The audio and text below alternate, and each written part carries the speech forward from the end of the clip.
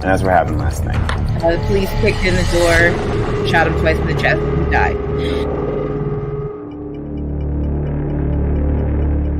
Before you knew it, we had 500 families. We had over 100 volunteers calling us. We were on the phone constantly.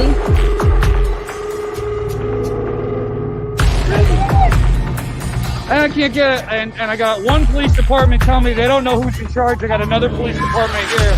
Everybody's got a gun and nobody knows who's in charge. Can anybody figure out who's in charge yet? Is there anybody in charge here?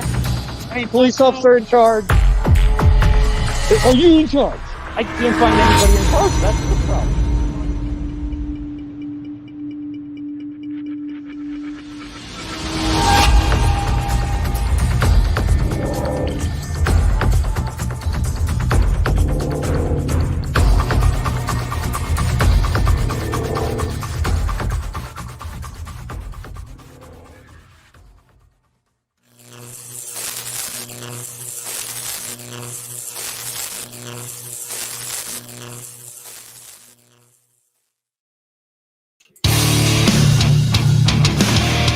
Hey, we are on the air at Revolution Radio, and it's nice to be with you all, as we are with you every Wednesday night, 8 p.m. Eastern Standard Time. I don't know what time that is on the West Coast, but I guess I should learn it now that we're a national broadcasting company. We used to be known as New Jersey Revolution Radio, but we changed that because it was time. I think the country's ready for us now, and I think it's time we become Revolution Radio. So I thank all of you for joining us. If you want to support us, you can visit www.njrevolutionradio.com. That's like new journalism, revolutionradio.com.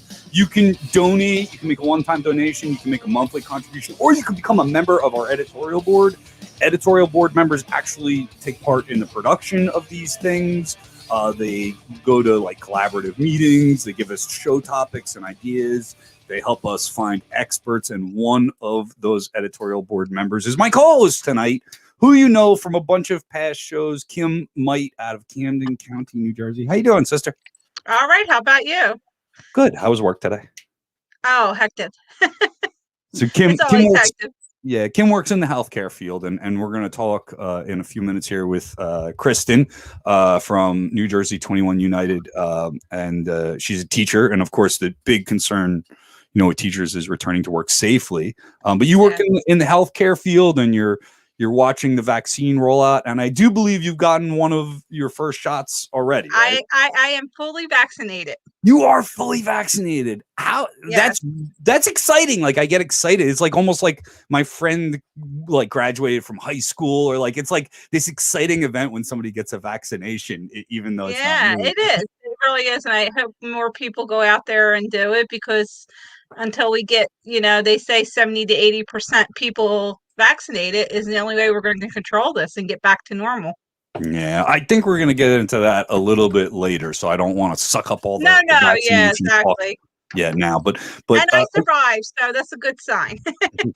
Did you work today, or were you fortunate enough to stay home like I was the last couple of days? I have not shitload of pot and watch our government try to prosecute the impeachment of Donald J. Trump, because I've been glued to I it. got to watch a little bit of it. I got home early from work yesterday, and I caught in the middle of Trump's lawyer talking, and all the man was doing was rambling, and I was like, are you serious? I couldn't take it. I watched literally 3 minutes, and I wanted to shut this guy up so bad. I want to bring Leah in for this discussion because she's the young person here, and she's going to have to deal with the world that we leave her. Hi, Leah. Leah's our show writer here, who we are building a future for, right? And yeah, like I watched this thing, and I did a selfie video because I was like watching it, and like I said, it was high as fuck. I had woke up that morning, I had gotten some bubble hash. You have to be down high. the street. Yeah, I got ready for this because I knew I was watching the impeachment that day. So I went out and made sure I got, a lot of good stuff, and I smoked myself stupid. And I started watching this impeachment, and I watched the Democrat. Now look, I'm not a Democrat, and I never have been. I'm not loyal to the party. I don't care about the party. I don't even like the United States government. I'm for overthrowing this government. I'm a revolutionary. I don't want it to go down, the way it's going down, and the way, we're talking with Daryl on the IDVOX report about how there's a bunch of racists who are going to kill me. And right now, the United States government happens to be in the way a little bit. So you gotta like, and there's just a difference between right and wrong too. So, I'm watching these Democrats get up there. It's nice to know that Democrats actually have competent lawyers within their ranks somewhere because they put together a good case. Yeah. But the Trump lawyer, I mean, it cannot be overstated how unprofessional, how stupid, how absolutely embarrassing it was to sit there and like, I'm watching this, and even though I'm not a supporter of the United States government, it was so cringy because, as a guy that did representational work, I've gone up against people who were unprepared. I know what it looks like. This is exactly what it looks like. They had like a week, right, to prepare for this because nobody wanted to represent the man. So I'm just hoping they got a retainer from him because they're not going to get paid from him. I think the biggest problem, and I can recall a case that I had. I was representing a guy who just wouldn't settle the case and insisted that we fight. And I did my best. I really did. And the state, I was going up against the state of New Jersey at the time, wanted to terminate this guy. And I really didn't have much of a case. They had him nailed dead to rights, but he does have legal rights as representation. Yeah. And I was hoping maybe, by representing him as best I could, maybe I could get his job back and get him like you can get reduced sentences and things like that. And, you can get somebody with bring him back, but they got suspended or something like that. So I really was hoping that if I fought the case, but I remember I had such a bad case. Like I really I did my best. Yeah. I didn't throw instead of just doing their best with what they have, and there are a few legal arguments that they could use here and there, I'm sure, but instead of doing their best with what they have, they've built a mountain of bullshit.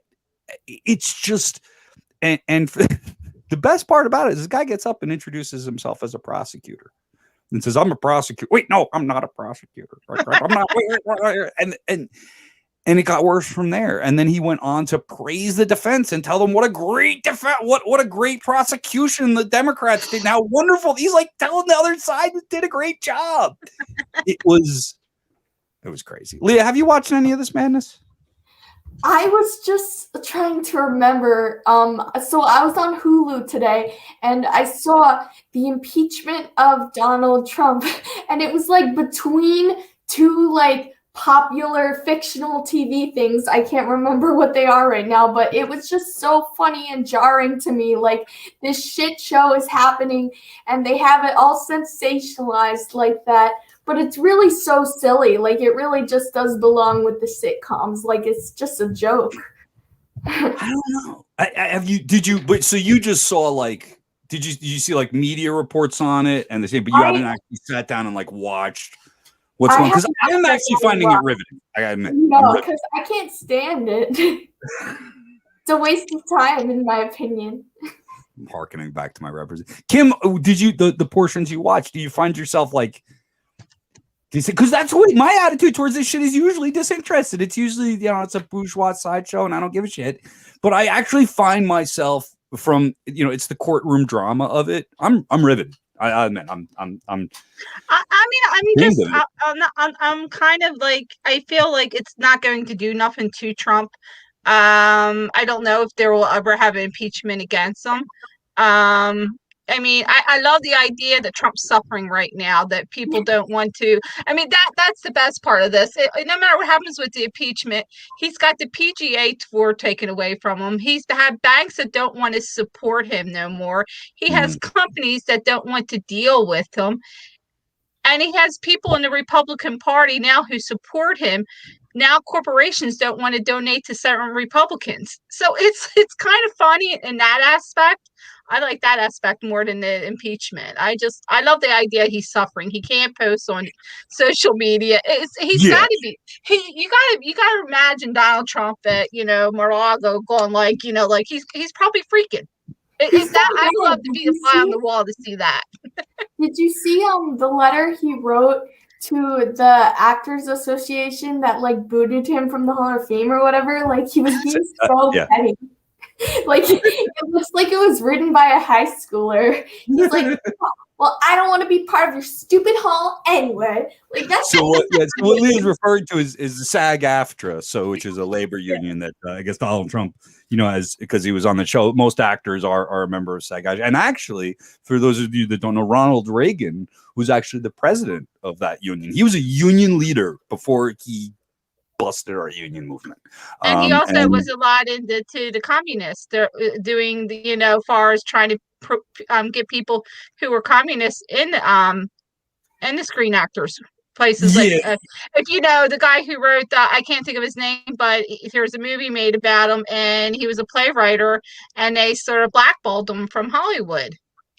Yeah, well, of course. I mean, the communists are still being purged from the union movement, believe it or not.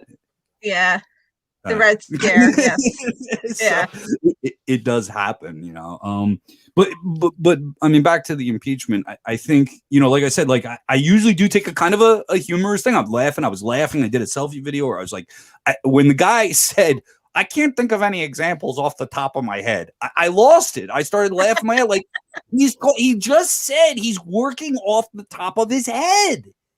He's at the Senate trial of a United States president. You want to put a fucking note on a card for yourself before you get up there, dude? I mean, it was so bad. It was so bad. And, I was wondering that I was hoping Leah watches it. And I do encourage people out there, if you get some time to watch this presentation, because when these Republicans vote, and Kim, you and I spend more time beating up Democrats than anybody else. And, exactly. We spend more time faulting them for not putting up the opposition that they need to. And honestly, they put up with Donald Trump and tolerated him and allowed him to get away with a million things before this happened. Yeah. So, look, but if they're standing up to him now, at least after his presidency, and I hope it continues on. But these Republicans that are actually going to vote not to impeach this guy after watching this shit, he tried to kill you. He tried to fucking kill you. Well, look at back at the thing, Mike Pence. He could have took care of this earlier. What a pussy. I'm sorry. I mean, that's how I feel about Mike Pence. I'm like, seriously, does he think by not trying to do this earlier, is it going to save his career? Does he think he has a career anymore in politics? No. But I guess, and what I'm hearing, and there was an analyst, that I was listening to today said, like, talking about how, like, well, they're all thinking about their districts and, Trump's base, and there might be voter, like, they're actually sitting there thinking about winning an election. The dude tried to kill you. You lacking in self-respect so much. You're a United States senator. So how you could be lacking in self-respect as a United States senator tells me that you need way more therapy than can ever be had by a person. Yeah. But are you so brainwashed and so whipped and so subservient to Donald Trump that you will allow him to have tried to kill you and you'll support him? And you won't have the courage. How do you look at your children in the eye as a grown man or woman and say, I'm not going to try to stop this guy who tried to kill me because I'm afraid of losing an election? The bubble that these politicians are in is so dark and so bereft of any like real perspective that there's actually going to be like less than, they're not going to get the 17 is what everybody's saying. But man, I can't imagine a human being alive that wouldn't vote to punish this guy as much as they could in their situation. The vote should be 100-0. It should be 100-0. It's crazy. It's crazy that anybody would vote against impeachment. Yeah, it is. It really is. I mean, did he feel like they're going to tarnish their party? It's already tarnished. I mean, there's already a couple idiots in there. We got the congresswoman in there, the South Dakota governor from some of this weird stuff that she's doing. So there's enough idiots in the Republican Party already. So it's not saving them. Did you guys hear the guy who said erection instead of insurrection? The what? That's really back up. The trial. It had to be one of Trump's lawyers that did that, though. Yeah, it was. I believe there was somebody counting the number of spelling mistakes in their brief, and they misspelt the United States a couple of times in it. Oh, a couple times. No, not just once. You think, like, after the first time, United States, like, they would fix that one again. Well, look, my advice to my audience, and I can't wait to get to our panel tonight and get off the impeachment, because, I don't really like talking about this stuff too much. We want to get to our grassroots activism segments because, God, it really did drain me. But it's such a big story now, and I didn't really know what else to talk about leading into tonight. But you know what? I mean, after taking in a good 20 hours or so, or whatever it's been, I mean, I didn't miss much of the proceedings. I've been watching them on C-SPAN, so I get it unfiltered. I'm not watching commentary too much, so I can kind of try to present my own view and pull my head out of corporate media. But I like trial drama. I mean, I come from a world of representing people, and I know representational work, and Richard's done some of that. He's going to be with us in a second. And, like, it's just the drama of it it's riveting, and it's American history. It is a lot like, we didn't get to see the Civil War and reports and news media. There wasn't Facebook then, and all these like historical things, these huge things. Nothing's ever taken place in the social media on American soil like this. The last big thing that happened of this magnitude was 9/11, and that was kind of before Facebook and all this really got the message out like that. So it's really, I mean, I just feel like I remember the OJ trial. That was another thing that riveted the country, and I'm wondering if you got those lawyers instead. Johnny Cochran's dead, unfortunately. I think he passed away a little while ago. But oh well, his law firm. He's already been better than what he's got now. If the Viking hat doesn't fit, you must have quit. I don't know. But I mean, it's American history, and I guess if you're alive at this time, I guess you should be taking some of it in so that you can teach your kids and your grandkids something about this crazy. Because I've been trying to impress it on my kids, like just what a wacky time it is to be alive, and like, do you even recognize when you're a 15-year-old kid, like what a weird time in history it is to be alive? I'm not sure. I've asked Leah that a million times. I don't know if she's sick of answering that question because, it's just I think about it every day. You got kids too, Kim. I mean, do they really recognize the wildness of what they're living through? I mean, they do. Kristen, I'm kind of wondering about that, or, that's a lot of things, especially coronavirus. That's something that I don't think any of us ever had to deal with. And I think that's a real hard for kids today, growing up and everything. But my kids are so non-political. I don't know why. But I mean, they just live their lives, and of course it affects them and everything. But yeah, they they dread mom coming over talking politics. They're like, oh God. Leah, before we do our commercial, anything you want to say about this trial? Yeah, I was thinking kind of like it's weird that this is going to be like the third impeachment that some of us have lived through, the second one that I've lived through, but no one ever used to get impeached. But that doesn't mean that, like, just because it didn't used to happen, like, there's a free-for-all, you can do anything, no one's going to impeach you. We have to impeach him, but it's just, like, so much crazy stuff is happening. You were talking about OJ, like, people still reference that, and it's pretty crazy. But, like, I guess back in the day, that was, like, the craziest thing imaginable. But now, like, some crazy shit happens like that every couple days. Like, it's bonkers. But we just got to try to do our best to adapt. Yeah. Well, thanks for being in on the show. Leah, our show writer, of course, supported by your donations.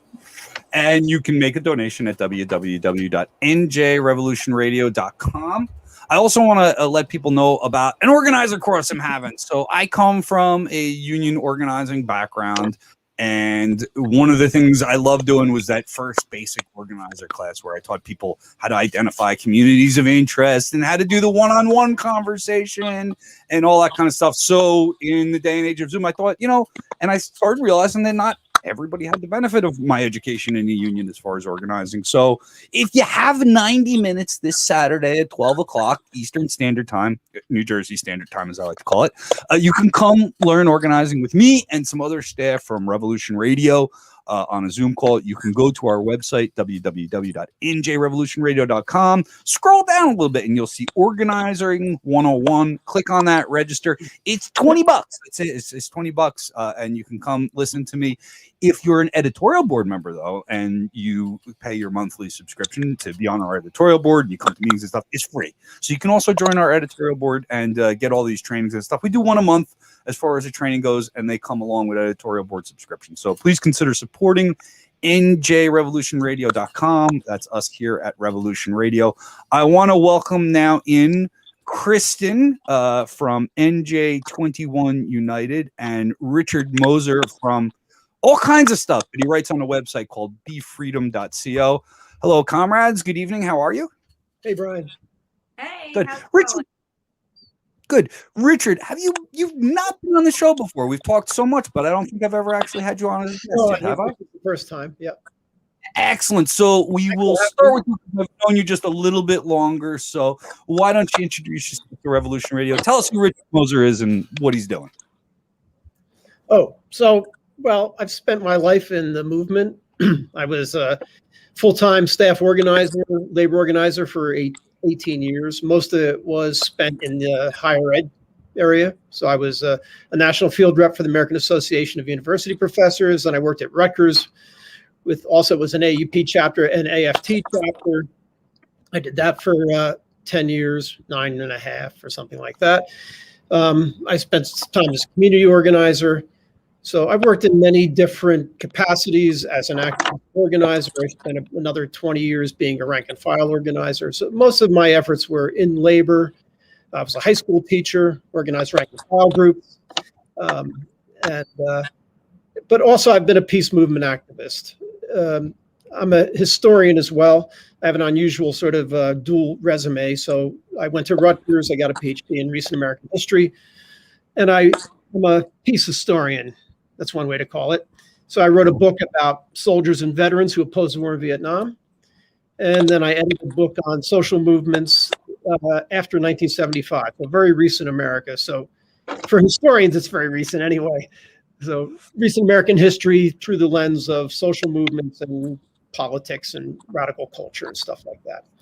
So I'm retired, thank God, and now I basically am a writer. I still do some organizing work, but haven't for the last year or so, in part because of the pandemic. But I'm an old door knocker. I've knocked on a lot of damn doors. Yes, you have, and you know how to teach people how to do it too.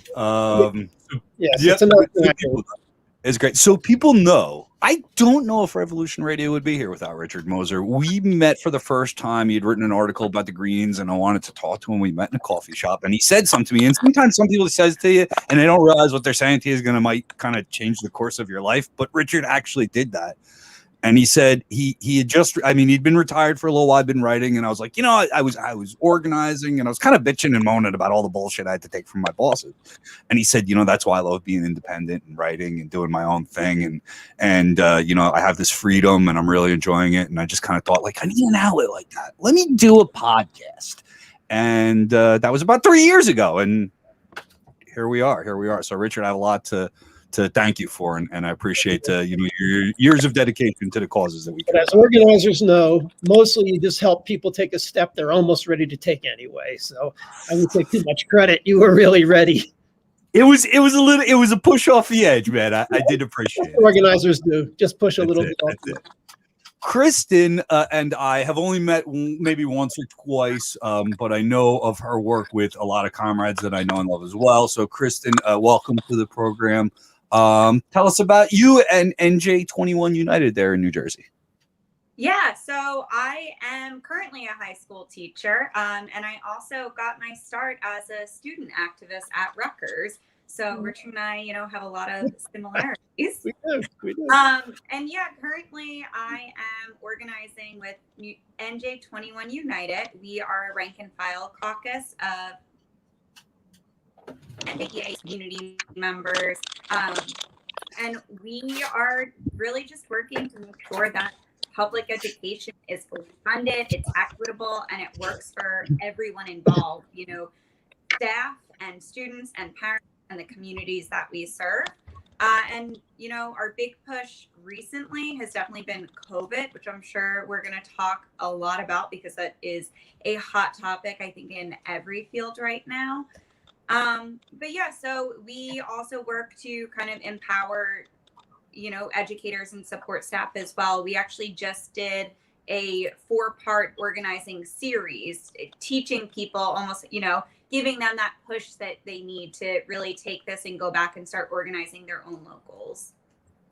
Awesome. So we've seen some of these caucuses pop up here and there, and I have some questions about where your inspiration came from as well. But you're right. Let's start off with COVID because I think, you know, I come at this conversation from a parent's perspective. I have 5 kids. One of them has graduated high school. The other one just started, you know, the second one just started his freshman year, and they go down from there.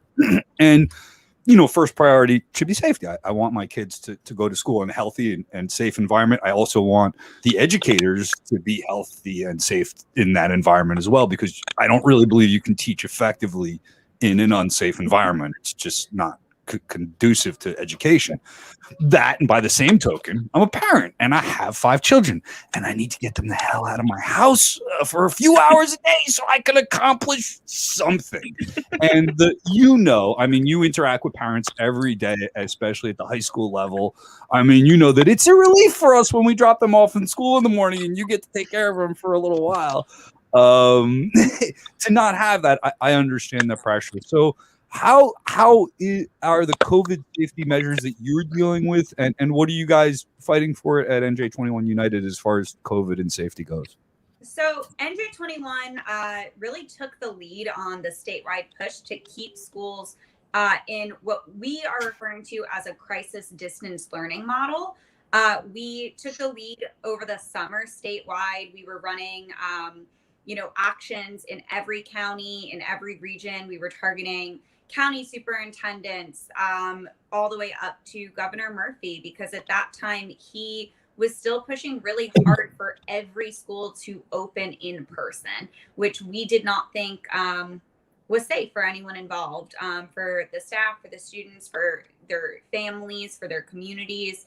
So we had, you know, a week of actions that led up to our car caravan that, Brian, you actually were at and you covered. And it was somewhat effective because Governor Murphy, you know, ended up kind of sliding back a little bit, and he left it up to individual districts what they decided to do, whether they would open in person on a hybrid model or fully, you know, remote. The problem with that is that safety measures now look different in every district. You can go from one town to the town over, and it's totally different. There's really not a standard. So there is an executive order 192 that we've been training people on that provides some guidance, but it's not really clear. It's a super vague executive order, even when it comes down to what the health checks need to look like every day. And that's, you know, where the problems are in a lot of these districts. There are some districts that are taking it really seriously, and students and staff need to fill out a questionnaire and get their temperatures checked before they enter. And then there are some districts that are just doing a visual check and saying that everyone who comes in looks fine, so they must be fine. Which, right, very scientific. Yeah. Yeah. So that's definitely the biggest issue right now. It's just like the lack of consistency and the lack of kind of guidance from the state. Yeah, there's a broken trust there in a lot of communities, I think, where education has become like a political football. And I won't even dive into why and when and where. Let's just say that education is political now, and that has taken away from the trust that people have in their school system. And I don't blame you for not really, you know, taking their word for it, especially when they come up with stuff like, we'll look at them and see if they're sick. You know, Richard, I don't know if you've heard nationally what's going on, but I know this has been like a state to state thing. You're off in Colorado these days? Where you at now? Colorado. Yep. I don't know what the school systems are doing out there. I mean, I can speak for Maine, where we're doing hybrid. They're doing testing and stuff like that. And the teachers seem way more comfortable than what they were experiencing in more populated areas. So I think it's something that has to do with you know where you're at specifically, but also the lack of federal guidance. I mean, and for Murphy, Yeah. for Murphy to essentially kick the can down the road and to let each district decide is an enormous act of political cowardice.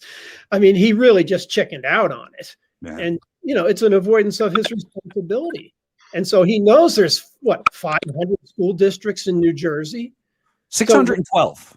Okay. Yeah, exactly. So, I mean, that's like saying, oh, well, we're just going to opt for chaos because I don't have the courage to make a clear policy decision. I mean, that's what that is. So it's a damn shame. And, well, he's been a damn governor.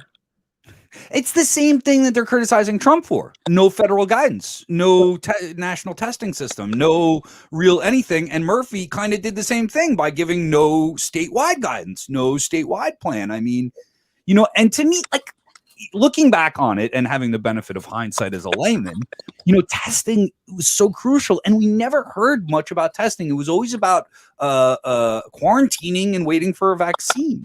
And when we started to open up our eyes and look around at what the rest of the world is like, wait a second, why are other countries going back? Why are we having spikes? Why are they not having spikes? It really did boil down to a lot of what I found was testing, and that schools could have been like integral to that testing because it's somewhere where the community goes all the time and people can show up, and if you have tests you can give them to them and isolate and find hot spots and have more effective testing, and it kind of steamrolls. We're still not doing that. We're still not using the schools as kind of a community center. And that's, Kristen, I talked a little bit, about, what your organization does as a caucus as far as pushing your unions into bargaining, not just for members, right, but for a community. And we've seen, when I think of this, I think it kind of started in Chicago as far as recent history goes. Do you pull from that? And I wanted to kind of ask you about community bargaining and how that works into what you guys do there in New Jersey. Yeah, so NJ21 is definitely supportive of the idea of bargaining for the common good and bargaining with everyone in mind, not just school staff. And yes, I think CTU is like the prime example of that. They make sure that when they go to the bargaining table, they know what their community needs and what their students need, because they've done that groundwork of organizing their community. And that's definitely what NJ21 is aspiring to be. We're definitely looking to do some bargaining for the common good trainings as the year goes on. And we're also a proud member of the Protect NJ Workers Coalition. It's a coalition, it's multi-class, multi-racial coalition of frontline workers. And we're right there with our, colleagues in this, fighting to keep people safe, fighting for the right to refuse legislation, because that's part of it too. I'm at risk as a teacher if my students are at risk, and if their parents or their family members are at risk, because they're also being forced to go to work in unsafe conditions. And that's not just COVID related. That's, all the time. We need to make sure that our students and their families have what they need. So then as schools, we're there to fill in the gaps, but then also it makes everyone's lives just so much better if we can work together and work as, more of a team and as a true community. Chris, I did a lot of higher ed work, but my main focus was on part-time and non-tenure track faculty, the lower tiers of the faculty. So back around 2000 or so, it was a very creative movement, and someone developed the slogan that the teacher's working conditions are the students' learning conditions, to link the working conditions of faculty, and these are part-timers with absolutely horrible working conditions, with the students. That you can't really elevate the students and do a great job teaching them if you denigrate and degrade the faculty, right? That these two positions are linked. And so that was just a great short way to tell people that the teachers were directly connected to the students. I mean, it's obvious, but you to explain that to the community. And so that was one slogan we used to good effect to try to explain this more community-oriented approach that you're talking about. I think it's absolutely essential, very, very important approach to organizing. We've seen too in the districts that have successfully managed to get schools to stay in this crisis distance learning model is that they're working with community members, because we know boards of ed don't really care what teachers and staff have to say. they ultimately, respond to the community members and the parents in their district.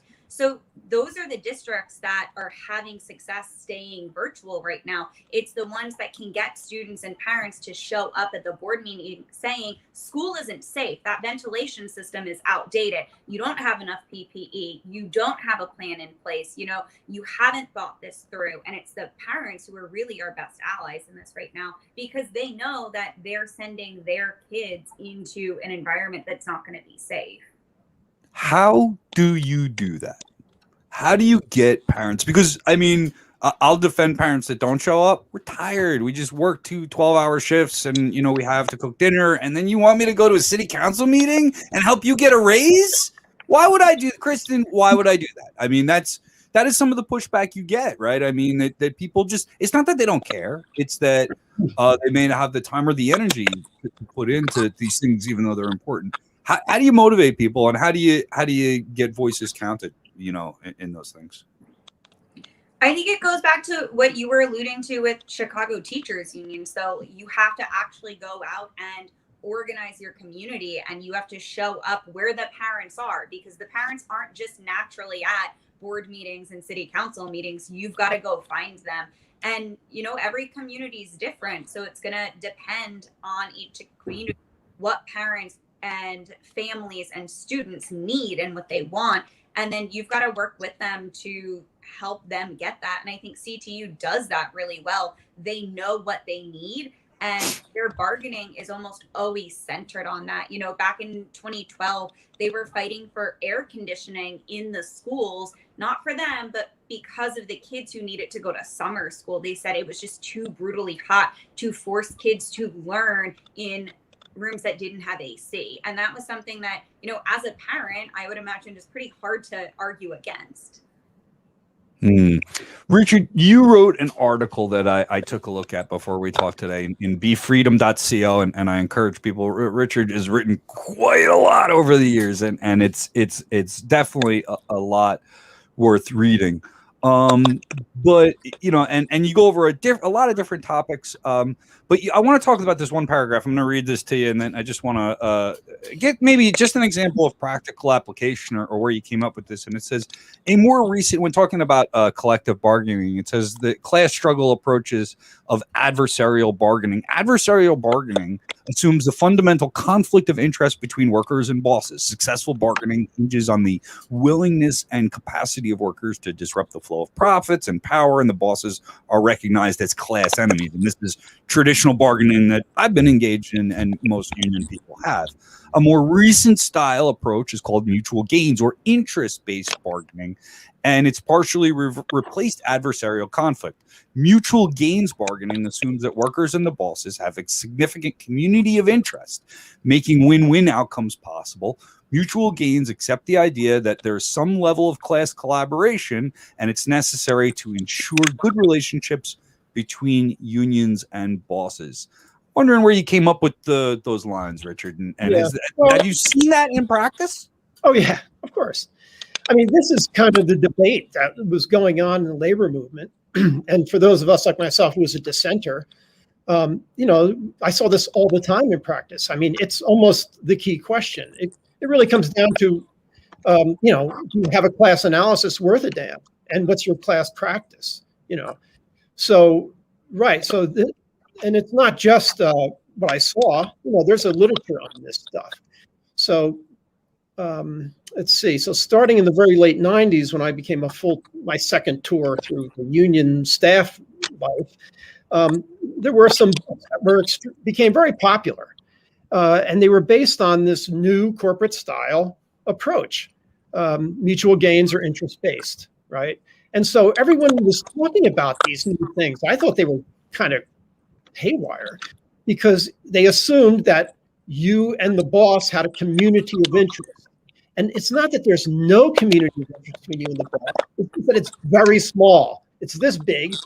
But your interest with the workers is this big. You have much more interest with the working class. I mean, it's really, I just articulated here, but it's not something I invented. It's basically standard class politics. Do workers fight the boss? Is the boss an adversary? or is the boss an ally? Well, of course, the existing theory is a mess, but it's also a reflection of where the labor movement is. That it's common now in the labor movement to use these approaches that imply that you have a community of interest with the boss instead of fighting the boss. But this has changed a little bit since 2017. You mentioned the Chicago Union, but the more recent stuff is 2017 with the West Virginia teacher strike, where we return to the strike as a weapon. Because if you look at class struggle politics, well, there's really the main tactic for workers is striking, or at least the threat of a strike is the main tactic. And then if you don't want to fight the boss, well, then there are other tactics which end up being a disaster. And it's not just ideological. I mean, I gave this sort of class analysis. Right? Is the boss your adversary or ally? I mean, that's a basic question you have to solve, you have to answer. But it's practical. So what happens now, very commonly, is that the unions take off their most visionary demands off the table at the outset of bargaining. You have, the criticism is, you've bargained against yourself. And the way this works in the labor movement is you hear people say, well, let's be professional.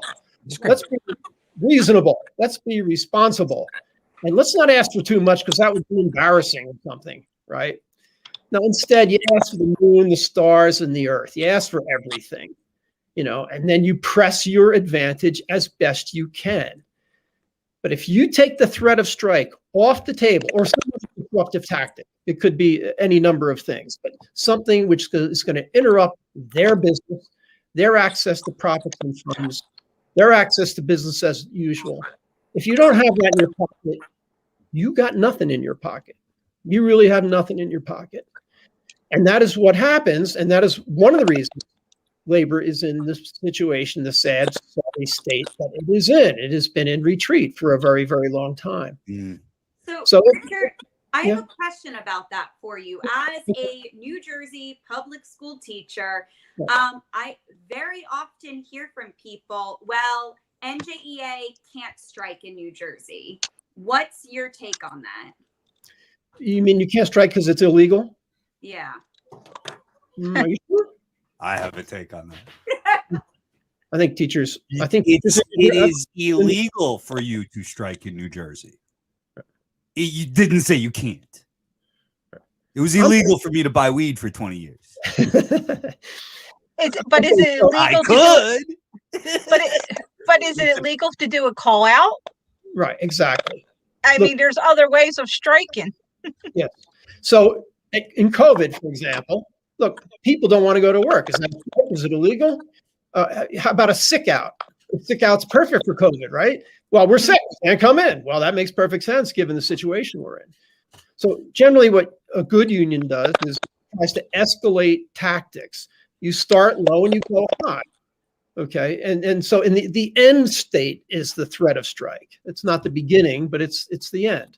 So the beginning would be lesser tactics that include some disruption to business as usual. So that might be a sick out. It might be a rolling sick out. It might be that you call a union meeting at noon and you stay at the meeting for an hour instead of going to your duties. It might start as just a meeting. Yeah, as a meeting. Okay. So there's always some tactic. I mean, you have to figure out what suits you and your community.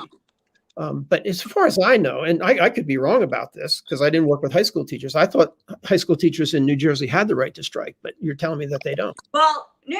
So I think there's a differing of opinion there. Okay. I think there are some people who view it as illegal to strike, but I am of the mindset that it's only illegal once the district sues you and you get an injunction.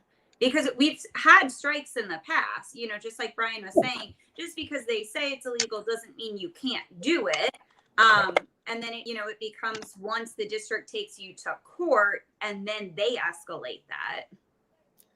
All right. So, for example, I worked with a group in California at one point. They were higher ed. They did not have the right to strike, the legal right. So they came up with this California concept, but it worked. They said, oh, we're not going on strike. We're going on a state of strike. Ha, ha, ha. So they just took the edge off of it, but the threat was still there. And what did it mean? Well, they weren't clear about what it meant, and it didn't matter that they weren't clear. Okay, so it was just still a way to bring pressure upon the employer. So if you talk about, or for example, one of the other ways that I think NGA used to do this quite a bit, or NEA did, is you'd form strike abatement committees. And the committees, our job is to abate the strike by winning a good contract so we don't have to go out on one. But it still allows you to put the language of the strike or of some job action out there. So even if you said it was the sick out, So I mean, there's ways to work this depending upon what your exact situation is. In reading Asada Shakur, it talks a lot about like acts of individual rebellion, right? And so I think that even as we talk about like the larger pictures and things that unions can foster, like strike mentality, I think is important to understand that there's the collective, but individuals also have to understand how to stand up for themselves too. And there's the simple moment when the boss comes to you or the principal comes to you and says, "I need to speak with you," and you have the courage to say, "I want a union rep in the room with me." I mean, that takes courage nowadays, and unfortunately I think that teachers feel isolated, just like everybody who works for a living feels isolated at times. And so I think teachers get the bad rap because they're so unionized and there's so much kind of talk of teachers unions in the union community that they don't stand. But I think it starts with coaching individual teachers on what it means to be a good union member and what it means to do good work and take pride in your work and expect to be paid as such. And that boils down to, using your rights to the extent that, you're kind of annoying about them, because if you don't use them, they go away. And I saw that at Verizon. I worked for a corporate entity for 14 years, and they didn't just come in one day and say, we're taking away your right to meet in the break room for 15 minutes every morning. They started by taking the chairs out of the break room and not allowing us to be in our lockers certain times. And these little things just chipped away at what the stewards could do as far as representing people. And it wasn't an overnight thing. And you, as a union member, you got to recognize that struggle and not allow them. And even in this time, like Richard said, we've been in retreat since Reagan broke PATCO. And it's time we start advancing. And the way we advance, yes, is through the strike. And everything Richard said is true, but also through our individual mentality as workers saying, no, I'm equal to the boss. I don't care if he's got a bigger degree, makes more money than me. He may be able to give me orders to work, but he's not my superior being. And I need to stand on my own 2 feet when I speak with supervision, just like I would with anybody else, or else you just wind up becoming this beaten down shell of a person following orders. As far as I know, the West Virginia teacher strike was not a legal strike. Yeah, they weren't allowed to strike. It was not a legal strike. So even having a session with your rank and file group that talks about, well, what happened in West Virginia? How did they do that? What was that about? I mean, that itself is a pretty good starting place, right? So, yeah. So, these were wildcats. I mean, when COVID really kicked in, we had a strike wave in the country. There were hundreds of strikes. A significant number of those strikes were done by non-union workers. That means they didn't have a right to strike. They're not organized. They're not recognized by the act. Technically, they do have a right to strike, though. By non-union workers. Wildcats. The most successful strikes in our history were not legal. Yeah. The CIO strikes, the sit-down strikes, the strike, the Memphis sanitation workers strike. I mean, I could probably sit here and name 500 strikes in our country that got something done that were not legal. Now, that being said, understand the risks, because you can get fired and lose your career too. That can happen. Kim has been quiet, and we only have a few minutes left. But she did bring a perspective, and it was actually her idea to do this panel today, even though she's not the teacher of the group. She's been noticing like the community impact, particularly around Camden, of school closings and like basically just, we all know what the urban centers in New Jersey were treated like when it comes to schools. And I wanted to give her a chance to talk a little bit about like the community impact that she's seen in Camden County there. Yeah. Yeah. Yeah, for a fact in Camden, I guess a lot of you guys know that they have been shutting down a lot of the public schools and trying to get kids to go to the charter schools. And it's really sad in a way because we know that most of them are doing this because of the land the schools own, whether they're trying to gentrify the area because they know all of a sudden that if they get people out of there, it's not just it has a lot to do because if you know like Camden Catholic High School, Camden High School was a beautiful high school. They tore it down because they said it was falling apart and everything like that. And really, I think what the city did is let it fall apart because there's other high schools in that area that are probably just as old as that high school, but they kept the repairs up. And they really wanted that probably because the land's valuable. We know waterfront area is valuable. So, I mean, I don't know if you guys would think of that, in Camden. It's a sad situation that's going on. Yeah, and that's something NJ21's been out in Camden the last couple weeks, joining the Camden Education Association's protests and rallies down there because, like I said at the beginning, one of our major goals as NJ21 is fully funded public education. And you don't run into an issue then where districts get to claim that schools are run down if you have fully funded public education. And I just, we know what happens when you close schools. Kids don't get the same quality of education, and we just end up hurting the cities and the communities that they're in when we do that. Yeah. And I guess the other thing is a lot of people think, well, that's not my town, so that doesn't affect me. But I don't know if anybody realized Sweeney a few years back was trying to go into suburban areas and convert certain districts together. And like in the town I live in, they wanted to convert like 3 towns into one for grade schools. And my thing was, how do they plan on doing that? They don't have the room, the teaching. And then when this thing with COVID came up, are they planning on maybe doing certain days that certain kids would go certain days and do virtual other days? Now that we have this COVID, is this going to change education together when COVID's over with? Well, I will tell you right now that NJ21 we are not fans of Steve Sweeney. He does not have public education's best interest in heart. Yes, I've been to some protests with teachers against Sweeney one time when they were having a fundraiser for him. Believe me, yes, and they don't like Sweeney. The only thing I think Sweeney ever did was maybe he did something for special needs because he has a special needs daughter. But as far as anything with education, he don't care. I mean, how can you put like 3 districts together in grade schools? It just doesn't make no sense. Sweeney's too dumb to care about anything. If Norcross doesn't tell him to care about it and lead him there with a leash, he's not going to care about it, and we all know it. You just look, you know what you want to do if you bring Sweeney, because you get a cardboard cutout of Norcross, stuff a little money in his pocket, and tell him, wait, stand by him, go, Steve, come over here, and Steve will come down. I was at a protest, I guess it was in Mount Laurel with the teachers, and someone took a picture of my sign, and it said, King George and his puppet Sweeney must go now. And someone took a picture of it. I miss home. I miss home so much. I miss home. We have just a couple of minutes left, so I want to make sure this goes quick, right? We've been hanging out an hour already. I appreciate my guests, but I want to make sure people know how to get in touch with you all, follow your work, support you. Kristen, please make sure you get all your plugs in before we say goodnight. Yeah, so the best way to keep up to date with NJ21 is to find us on Facebook. We have a Facebook page, NJ21 United, and that's where we post everything we've been up to. Like I said, we just wrapped up a 4-week training series on the principles of organizing your workplace, but we'll definitely be back for another round of that. And to date, we've already trained 400 people in our COVID workplace health and safety trainings.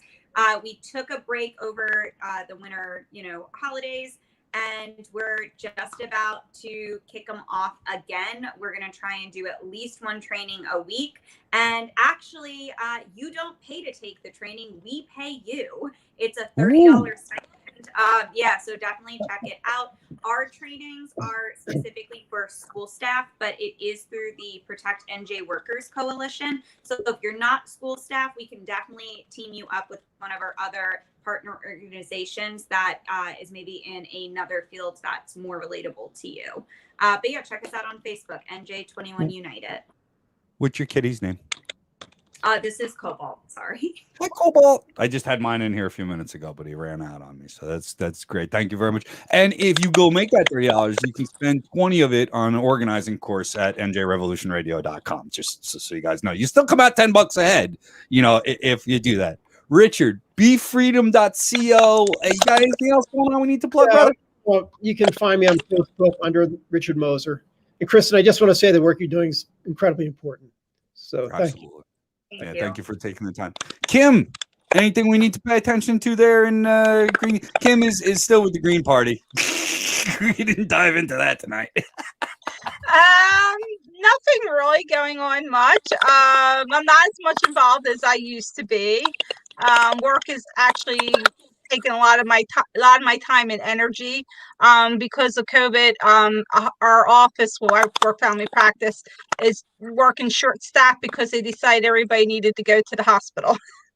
Yeah, well, look, we know that Kim's a great activist and she gets there as much as she can. And the healthcare work that you're doing is important. I'm glad you're vaccinated and I'm glad you're going to be safe. And I hope they get the teachers vaccinated soon. That's a really important thing, to keep them safe. And we need to get more people out there. If your number's up, get out there, get vaccinated. More vaccines out there. Take care of yourself, take care of your community and the people around you and whatever. I want to thank again my guests tonight for taking the time out to talk to us. Again, this Saturday at 12 o'clock, if you want to come hang out with me in a little room, it's a small class. I only let 8 people in at a time, so you got to register quick. www.njrevolutionradio.com. Scroll down a little bit. Look for Organizing 101 with Brian Powers. We go over how to form communities of interest and have one-on-one organizing, plus a little bit of philosophy. And I also like to hear about what you're organizing for. So maybe we'll make a show out of it. And you can also join our editorial board and all that stuff. So check us out, www.njrevolutionradio.com. We will be back next week. Tuesday nights is the Ida Vox Report with Daryl Lamont Jenkins, making sure we keep an eye on all that dangerous fascist white supremacy garbage going on and making sure we know when it's near us and in our neighborhood so we can fight back. And then Wednesday night, we'll be right back here for NJRR Live. All of this supported by grassroots donations. Thank you very much. And just remember, everybody, that the police can quit their jobs. Have a good night.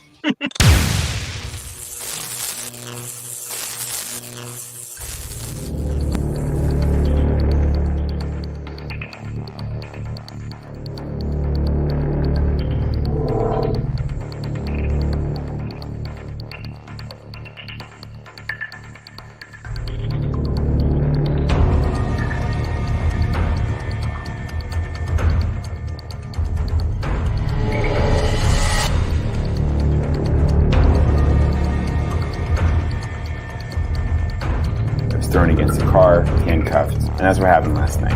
The police kicked in the door, shot him twice in the chest, and died.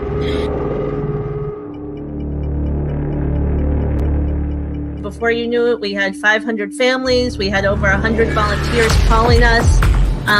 We were on the phone constantly.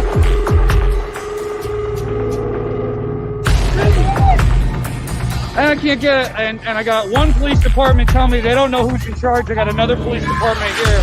Everybody's got a gun and nobody knows who's in charge. Did anybody figure out who's in charge yet? Is there anybody in charge here? Any police officer in charge? Are you in charge? I can't find anybody in charge. That's the problem.